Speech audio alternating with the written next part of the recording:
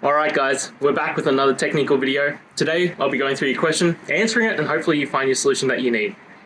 Guys, remember to stay just a little bit crazy like me, and hopefully you get to that resolution. Now, let's continue on to the video.